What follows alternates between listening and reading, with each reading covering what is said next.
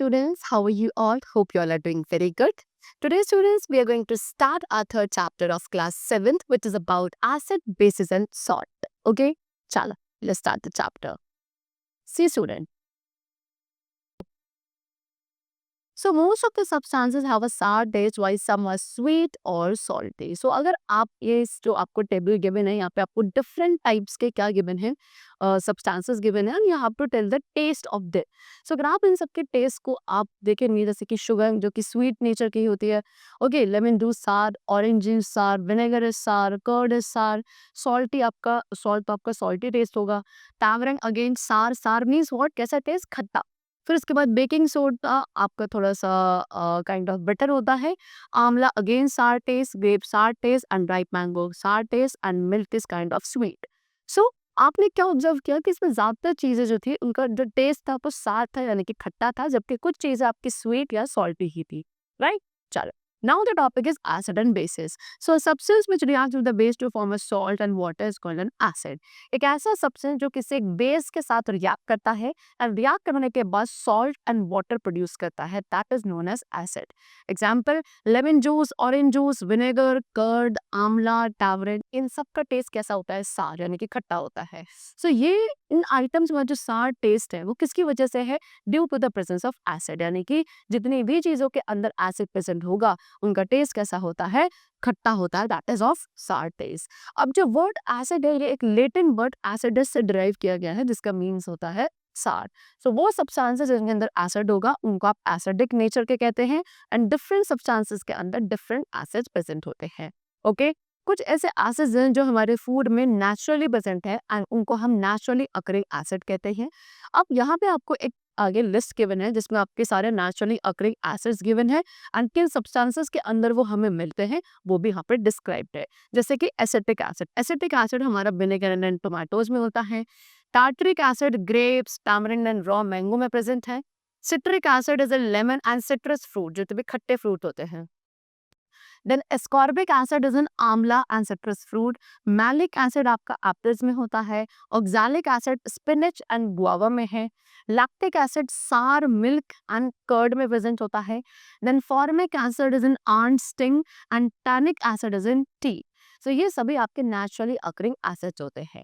अब उसके साथ कुछ ऐसे एसिड्स हैं जो हमें अर्थ के मिनरल्स में से ड्राइव किए जाते हैं एंड हम उन्हें मिनरल एसिड्स कहते हैं. मिनरल एसिड्स को लेबोरेटरी एसिड भी कहा जाता है. Example, hydrochloric acid, sulphuric acid, nitric acid, phosphoric acid. So naturally occurring acids को ऑर्गेनिक एसिड्स कहते हैं एंड जो मिनरल एसिड्स है इनको हम लेबोरेटरी एसिड कहते हैं. चलो, now the next topic is bases. So अब आपने क्या देखा उसी एक्टिविटी के अंदर जो हमने डिस्कस करी थी, कुछ ऐसे सब्सटेंसेस है जैसे कि बेकिंग सोडा. बेकिंग सोडा का टेस्ट कैसा होता है, बिटर यानी कि कड़वा होता है.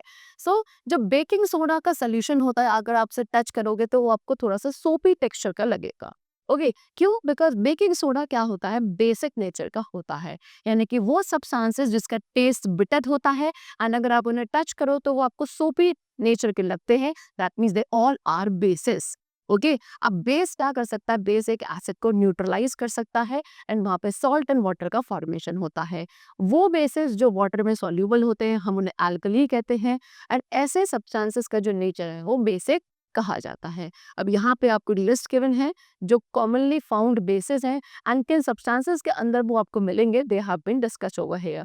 जैसे कि sodium hydroxide is in soap, potassium hydroxide भी सोप पे प्रेजेंट है. कैल्शियम हाइड्रोक्साइड लाइम वाटर में होता है. Ammonium hydroxide window cleaning solutions में होता है and magnesium hydroxide milk of magnesia में होता है. ओके, चलिए, now next topic is indicator. What is it? Indicator is a dye that change color when it is put into an acid or a base. अब एक ऐसा die जिसको आप अगर किसी एसिड या बेसिक सब्सटेंस में डालते हो तो उसका कलर चेंज हो जाता है. That means it's a kind of indicator.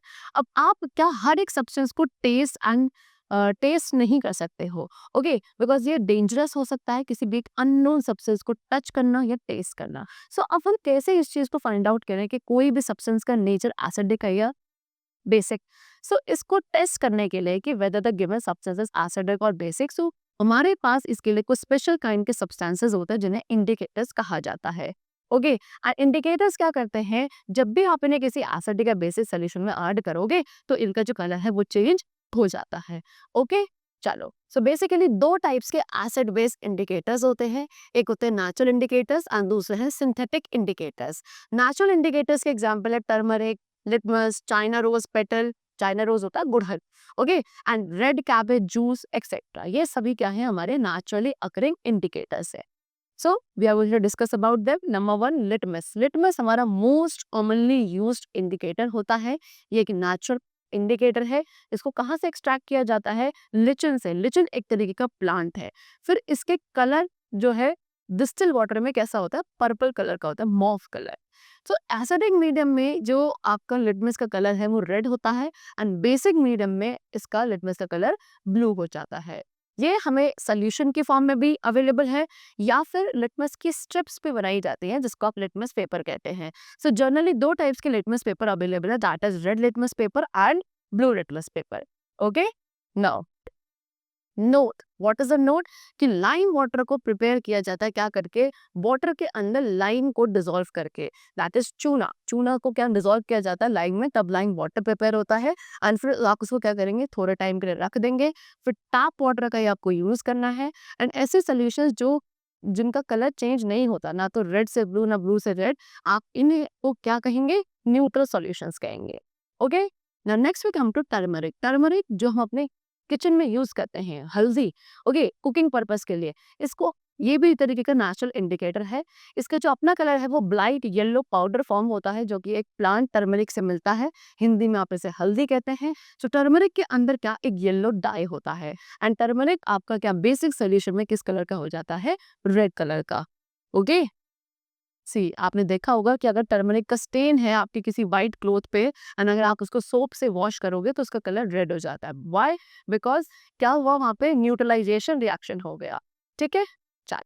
Now next is, it is seen from the above activity that acidic solution turns to magenta color and that basic solution turns to green color when the China rose indicator is added to them. See, they have given an activity. See, first of all, we are going to discuss this activity. Take some turmeric powder in a bowl. आपने एक बोल में turmeric powder लिया, फिर उसमें थोड़ा सा water add किया एंड उसको एक पेस्ट बना लिया। अब आप उस पेस्ट की एक थिन लेयर को एक ब्लॉटिंग पेपर या फिल्टर पेपर पे लगाएंगे एंड उसको थोड़ी देर ड्राई होने के लिए छोड़ देंगे। उसके बाद उस येलो फिल्टर पेपर की आपको क्या पतली पतली सी स्ट्रिप्स कट करनी है, एंड फिर उस स्ट्रिप पे आपको एक सोप सोल्यूशन की ड्रॉप को पुट करना है। आप को फिर ऑब्जर्व करना है। आप क्या ऑब्जर्व करोगे कि उसका कलर जो है रेडिश ब्राउन कलर का हो गया, right? So that means what, कि जो एसिडिक सॉल्यूशंस हैं वो आपके क्या सॉरी, तो यहाँ पे जो ये स्टेन था टर्मरिक का, ये भी क्या हो जाता है, अगर व्हाइट क्लोथ पे होता है तो ये आपका रेड कलर में टर्न हो जाता है अगर आप इसे सोप से वॉश करते हो। ठीक है, इसी को न्यूट्रलाइजेशन रिएक्शन कहा जाता है। तो ये जो येलो कलर होता है टर्मरिक का, वो एक कंपाउंड होता है इसमें करक्यूमिन, इसकी प्रेजेंट की वजह से होता है। Now next is synthetic indicators. In addition to natural indicators, अब natural indicators के साथ साथ क्या कुछ synthetic indicators भी होते हैं जिनको laboratories में prepare किया जाता है। एंड जो दो most common synthetic indicators हैं, that is phenolphthalein and methyl orange. Okay, चलो। समनॉप्तलीन का ओरिजिनल कलर कैसा है? कलरलेस होता है। अगर आप इसको किसी एसिडिक मीडियम में डालोगे तो ये कलरलेस रहेगा, लेकिन अगर इसे बेसिक मीडियम में डालेंगे तो इसका कलर पिंकिश हो जाएगा। सेम मिथाइल ऑरेंज का अपना ओरिजिनल कलर ऑरेंज होता है, एंड इसको एसिडिक मीडियम में डालने पर ये रेड कलर का हो जाता है, एंड बेसिक मीडियम में changes its colour to yellow. चलो, now next is neutralisation. So the reaction between an acid. अब एक ऐसा रिएक्शन जो कि एसिडिक सब्सटेंस और बेसिक सब्सटेंस के बीच में करवाया जाता है, एंड उस सब रिएक्शन के बाद जो आपको प्रोडक्ट्स मिलता है, that is salt and water. ऐसे रिएक्शन को न्यूट्रलाइजेशन रिएक्शन कहा जाता है। यानी कि जब एक एसिड को आप बेस में ऐड करोगे, वो एक दूसरे के इफेक्ट को न्यूट्रलाइज कर देते हैं। एंड न्यूट्रलाइजेशन रिएक्शन या प्रोसेस के दौरान एक सॉल्ट एंड वाटर का फॉर्मेशन होता है, साथ में हीट भी इवोल्यूट होती है। Acid plus base give salt plus water and plus heat is evolve. अब जो वो सॉल्ट बनता है न्यूट्रलाइजेशन रिएक्शन के बाद, वो आपका एसिडिक, बेसिक या न्यूट्रल किसी भी नेचर का हो सकता है। अब जब आप किसी एसिडिक सॉल्यूशन को बेसिक सॉल्यूशन का साथ मिक्स करते हो, दोनों ही सॉल्यूशन क्या करते हैं, एक दूसरे के इफेक्ट को न्यूट्रलाइज कर देते हैं। जो एसिडिक नेचर है एसिड का और जो बेसिक नेचर है एल्कली का, वो दोनों डिस्ट्रॉय हो जाते हैं, एंड जो आपको रिजल्टिंग मिक्सचर मिलता है वो न्यूट्रल होता है, ना तो एसिडिक ना ही बेसिक। हाइड्रोक्लोरिक एसिड जो कि आपका एसिड है HCl, और प्लस सोडियम हाइड्रोक्साइड जो कि आपका क्या है, एक तरीके का बेसिक सब्सटेंस है। इन दोनों को कंबाइन करने के बाद जो आपको प्रोडक्ट्स मिलेंगे that will B sodium chloride NaCl plus water which is H2O। अब जो सॉल्ट आपको यहाँ पे मिला है ये आपका एसिडिक, बेसिक, न्यूट्रल कुछ भी हो सकता है।